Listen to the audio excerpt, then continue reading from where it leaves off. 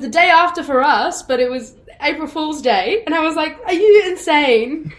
And I had my sister who wrote the email, like, standing in the corner with a big smile on her face being like, you got the job. And it had just gone over my head until they were like, you're actually our Tracy. And oh my gosh. My heart's so full. My heart's pumping right now. You're just thinking about it, being like, oh my God. You're listening to the Theatre Thoughts Podcast. My name's Justin, or you can call me Stin. If this is your first time listening to the podcast, welcome. If you're one of our many loyal listeners, welcome back. I know it's been a minute, but we have an exciting new guest to bring you today in the form of Carmel Rodrigues. Carmel is zooming in from her dressing room in Melbourne from her run as Tracy Turnblad in Hairspray the Musical. This is Carmel's first ever professional musical theatre role and first time on a podcast, and we are so grateful to have her speak about Hairspray and some of the amazing cast she has the pleasure to work with. Don't forget you can find all our episode information on our dedicated podcast site.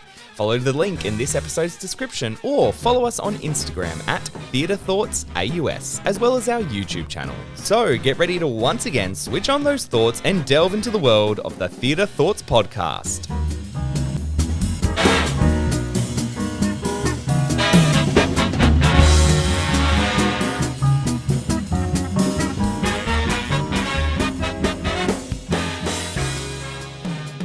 Welcome to a brand new episode of the Theatre Thoughts Podcast. We're streaming, well, not live, I suppose. It's pre-recorded, obviously, by the time you're hearing us, but at our new studio with Echidna Audio in the Powerhouse Museum, we have a fantastic guest on today. It's a first for her. It's a first for me. It is also a first for her because it is her professional debut in musical theatre as a role of Tracy Turnblad in Hairspray the Musical, which is currently running in Melbourne at Melbourne's Regent Theatre. She is raised in Sydney. She spent the majority of her life singing, acting, dancing. She's a graduate of the Sydney Acting School. And in 2016, she was a semi-finalist on The Voice. And you're coached by Jessie J and the Madden Brothers. Please welcome Carmel Rodrigues. Hi! I'm so excited to be here. I am so excited to have you. Thank you so much for jumping on. No, thank you so much for having me on. Yeah, and you said before it's your first time on the podcast and it's your debut musical theatre role as well, so you're chucking out a lot of firsts. I know. First debut musical, first debut podcast. I mean, what more is there first? Well, probably, I don't know, a lot. Yeah, excellent. How's the show going? You guys opened, about 2 weeks ago? Yeah, and actually the show's gone really well. We've had a lot of people come up and, like come in and sit in and just laugh.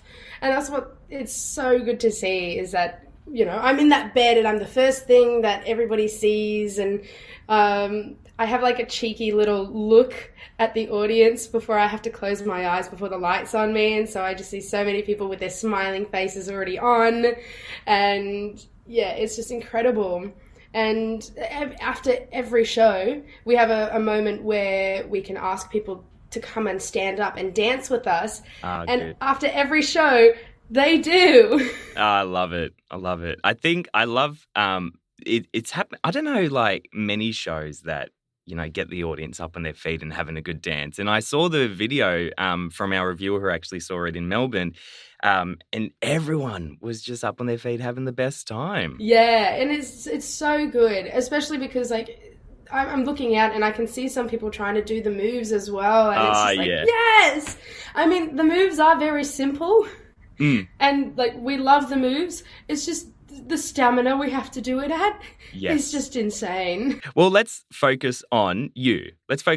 So, Carmel, you're new, fresh out of acting school. Hairspray auditions come along. It's an open casting call. Tell me about the story.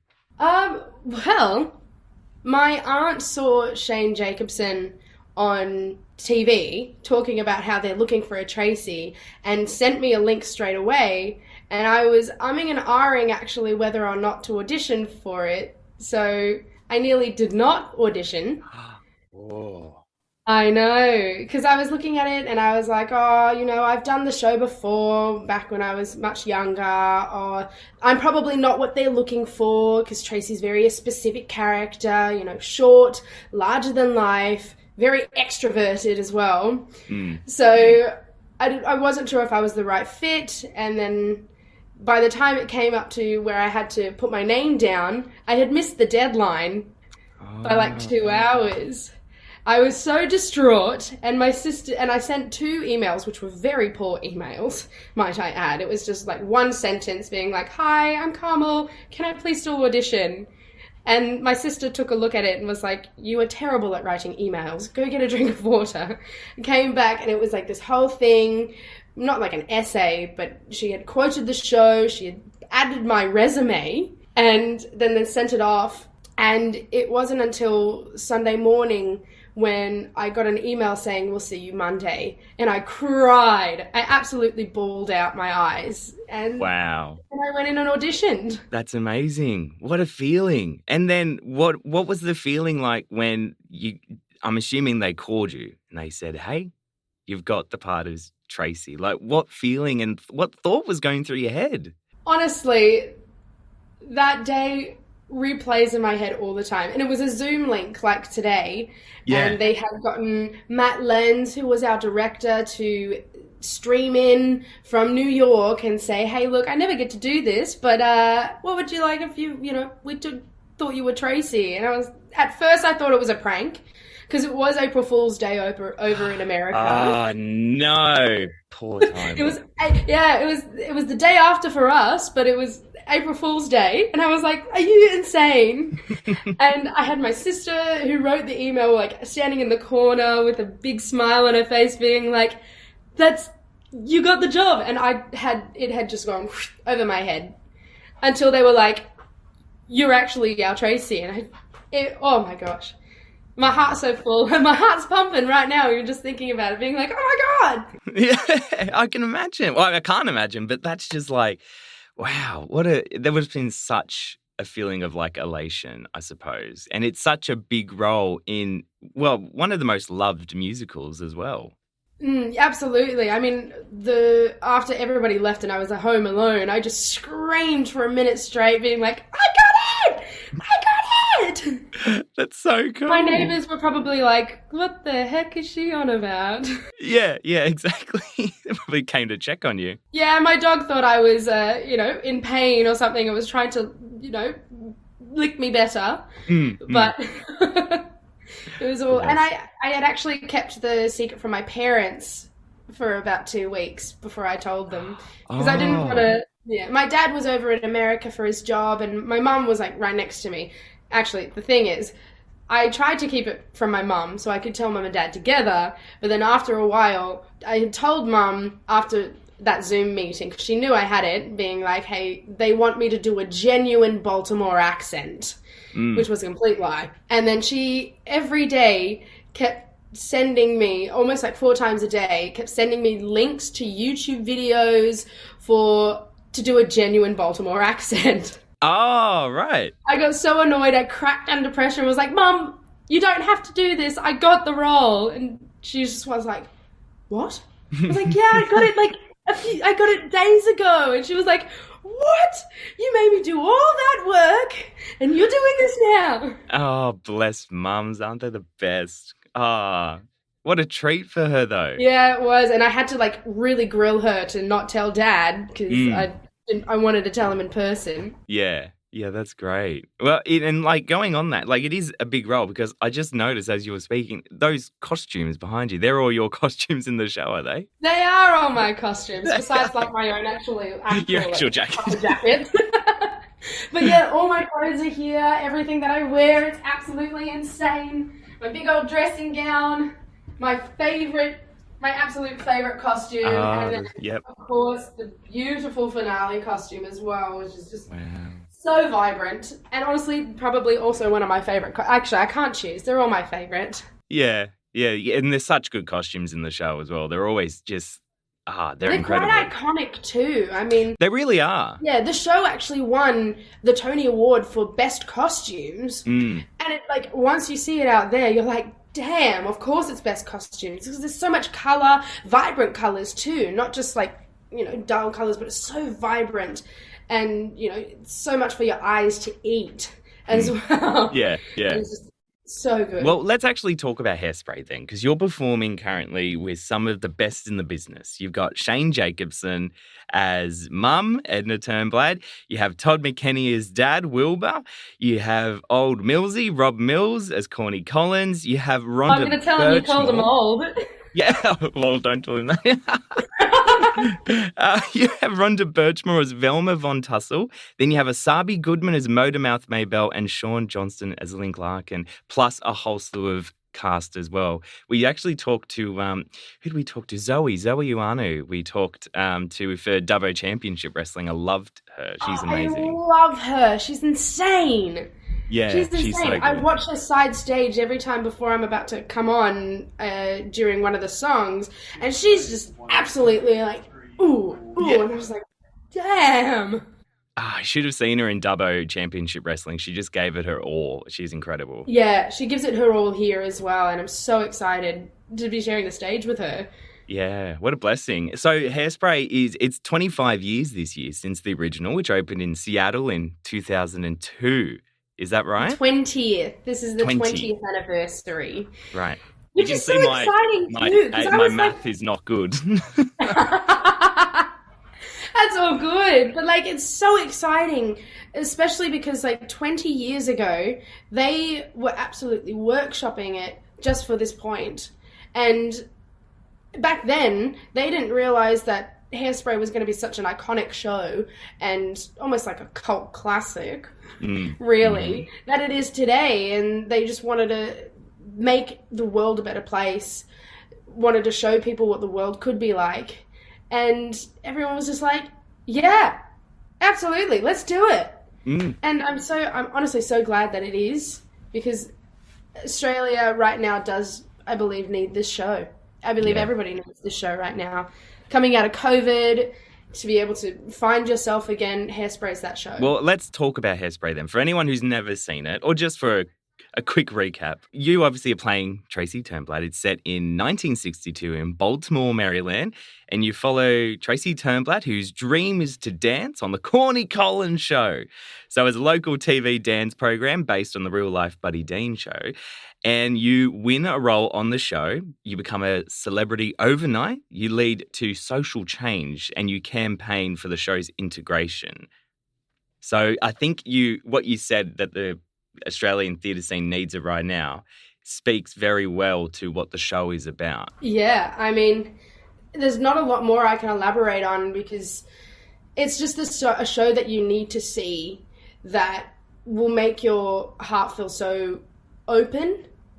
And as backstage, I mean, I talk to Rob Mills a whole lot. He's like my big mentor in this whole thing. I mean, they've all taken me under their wing, but Rob Mills has, been showing me all the ropes to everything.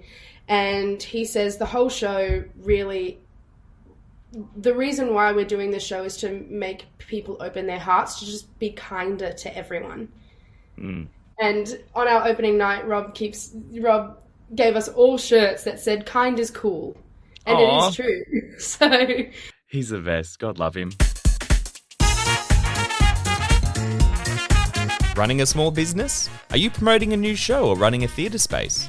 Maybe you're looking for an area to reach potential new clients. Why not advertise with us on the Theatre Thoughts podcast? We have a range of packages and prices for you to put your ad right here on the podcast. For more information, contact us at theatrethoughtsteam@outlook.com or by heading to our website, theatrethoughtsaus.online. Let's talk about your parents, not your actual parents, your on-stage parents. Let's talk about okay, them. great. So Shane Jacobson, Todd McKenney. I love Shane. I haven't seen Todd in a whole lot of things, but I remember seeing Shane in Guys and Dolls way back when I was a young, starry-eyed teenager with my streaked, blonde hair, and I met him backstage, and I remember I asked him something because I wanted to do musical theatre and be involved in musical theatre, and he said something with me that stuck with me ever since. And he was saying to me, "You got to start in community theatre. You got to start there. You got to meet people, learn the craft of theatre, and learn how to work with people." And that's what I did. and it just changed my entire life instead of just jumping straight into like acting school or something like that. What's been your experience with Shane and Todd? Shane and Todd, well, honestly, them together is a bad idea. In the best possible way. Yeah. Just because, I mean, it's not a bad idea. I mean, they're great friends and they're absolutely hilarious together. That's why they're such a bad idea together. Yes, I can imagine. Because the first time we saw them do Your Timeless to Me, their big number together, it went on for about 20 minutes just because they were both ad-libbing everything at each other. And I was sitting in my jail cell being like, oh, goodness me, when's our next song? So they really are actually like my mum and dad. I mean, yesterday, Todd actually came into my dressing room and was like, come on, you need to wake up now. Because I sleep between matinee and night shows. Yeah. And then Shane just literally went out and bought a guitar and we sat in his dressing room and we just sang and played guitar together. Oh, that's so cool. How cool is that? It's insane. I never knew he could play guitar. And he was like, yeah. No, neither did I. I was in a band. I was in a band. He was. I was like, oh, okay. So yeah, I was in a band for 20 years. What do you think? I'm so sorry. That's my really bad impression of it. No, I think it's great. It's like just add a bit of a lisp on it and you got Kenny, you know? He is. I didn't realize how country he is. He's a very country bloke. He lives out in like the sticks in Victoria, doesn't he? I don't know. I won't comment on that because I'm not too sure exactly. But he is definitely a very country person. Yeah, absolutely. I see. He has pictures all of his beautiful children and his house and his wife as well, and it looks like, you know, a farm out there just from the pictures, and it just looks amazing. He's invited me over for dinner one night, so I'll get back to you. There you go. You have to let us know what it's like.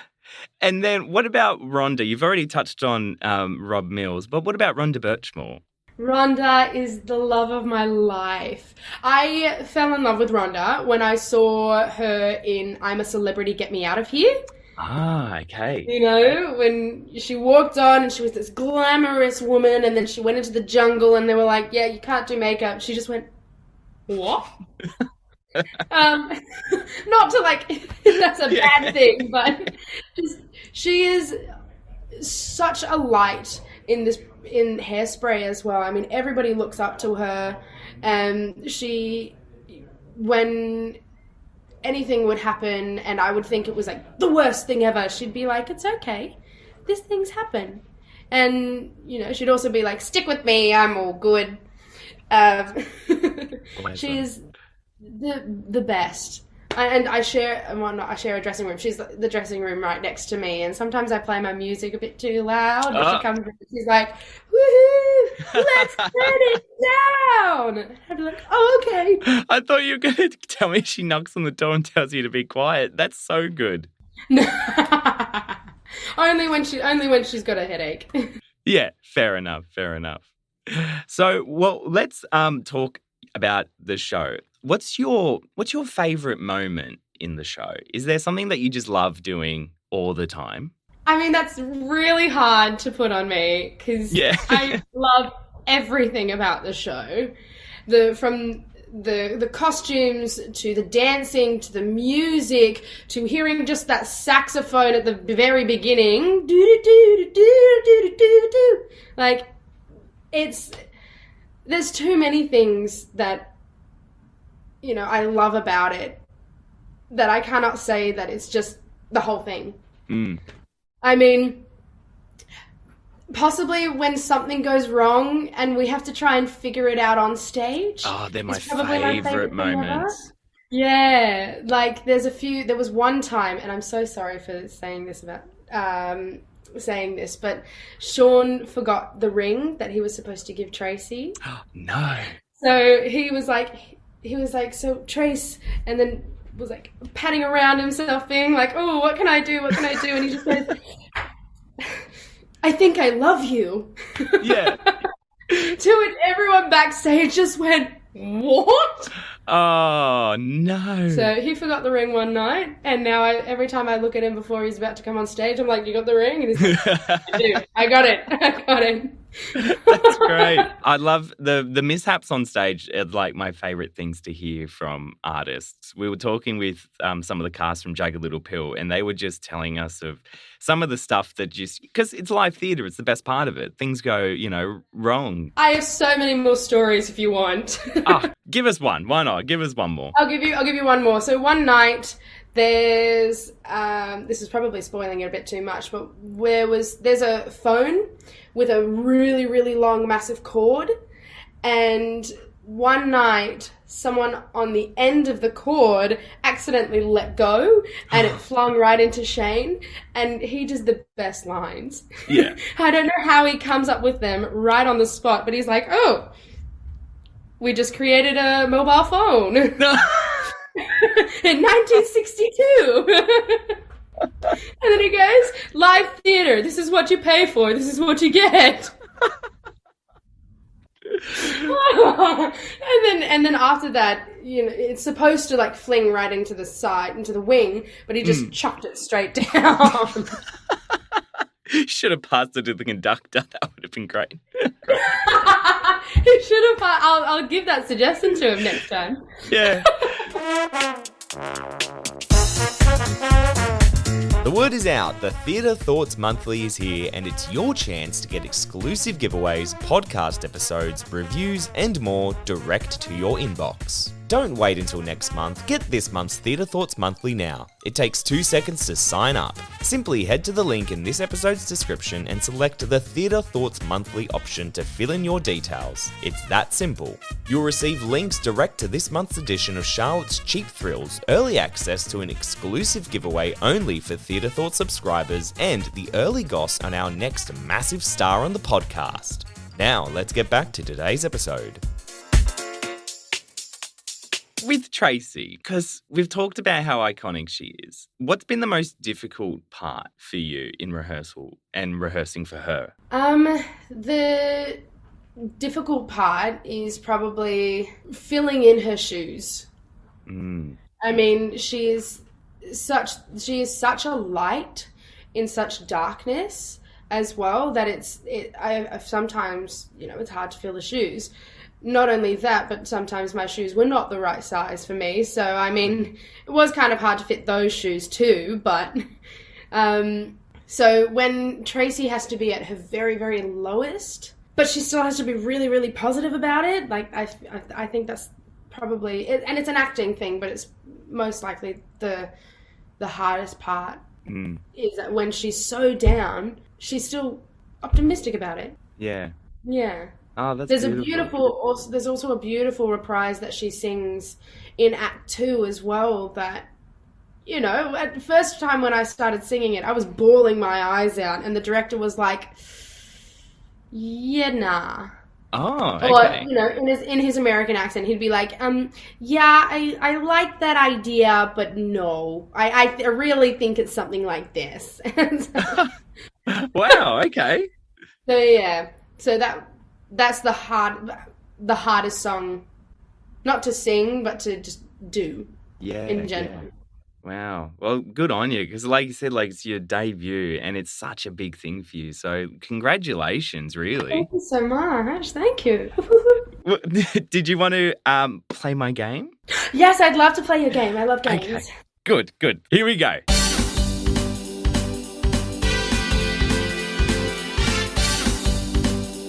So I'm going to try, this is first again on the show. I want to try to make this a staple game because I was like, theatre thoughts, it's got to have some sort of thoughts element to it, surely. So it's called 1 Minute Theatre Thoughts, and we're having 1 Minute Theatre Thoughts with Carmel Rodrigues. So I'm going to ask you a whole bunch of different questions in 1 minute, and it's just going to be quick fire. First thing comes off the top of your head. I've tried to not make them like too controversial, so you can just, if you don't want to answer one, just say pass. We'll go to the next one. Okay. It's going to be hard to do it in a minute, but... We'll see how we go. I hope I have enough. If we go under a minute, then you win, I assume. Starting. Okay. What's your favourite musical? Phantom of the Opera. Your first theatre memory? Theatre memory was Wicked. Fiero! Your most disliked musical? What's Into the Woods. Oh, controversial. Who's the funniest cast member in Hairspray? Shane. Excellent. Your favourite musical theatre song? So Much Better. Excellent. What's your go-to movie musical? Movie musical? Hairspray. Nice, good answer.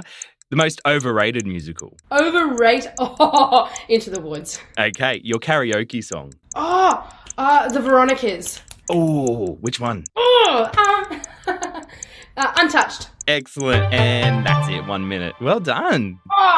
Were there more questions? There was only 2 more, but I'll ask them because I want to see your answer. Close. What musical would you most want to see come to Australia? Most want to see come to Australia? Yeah. Anastasia. Oh, that'd be beautiful. That'd be beautiful.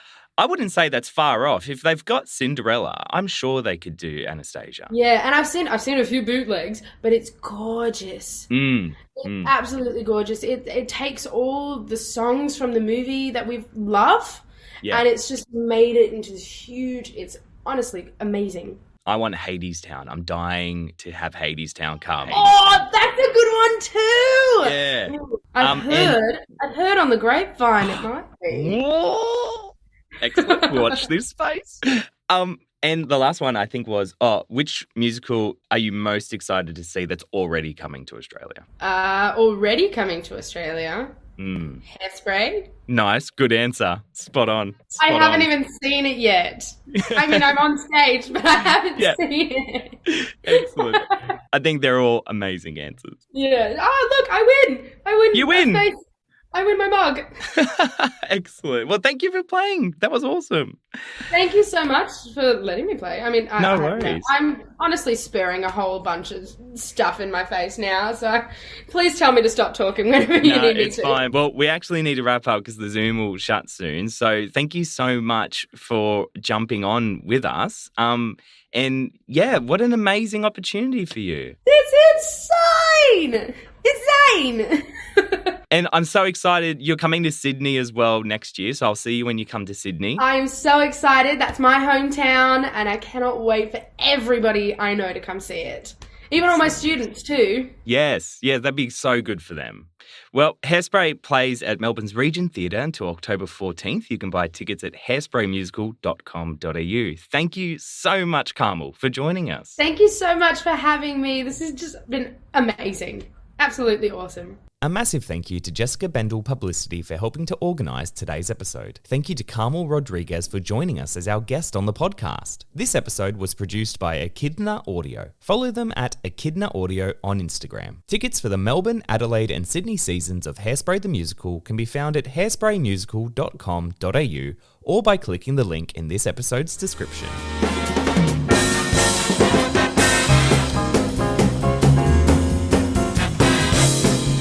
That's it for another episode of the Theatre Thoughts podcast. If you have a production you're wanting to promote, have a thought on theatre you wish to highlight, or feel like you can bring diverse and insightful conversation to the podcast, why not come on as a Theatre Thoughts co-host? We're looking for new and exciting people to come and feature in future podcasts and talk with our amazing guests. Contact our team now at theatrethoughtsteam@outlook.com or by hitting us up on our socials. Thanks again, and we'll see you next time here on the Theatre Thoughts podcast.